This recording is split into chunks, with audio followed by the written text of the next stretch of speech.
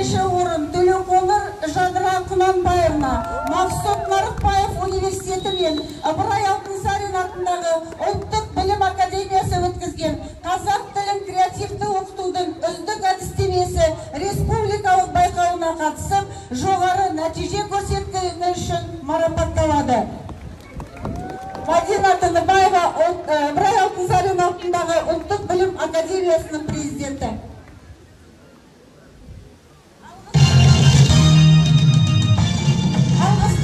Құрметті Төлекоңыр Жадыра Құнанбаевна, дарынды жеткіншектерді ғылыми жобаға дайындап, жас ұрпақтың интеллектуалдық дамуына, білім шыңдауына үлес қосқаныңыз үшін алғыс білдіреміз.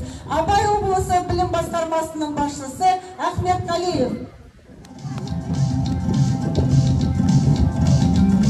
Поздравляем с дружными аплодисментами!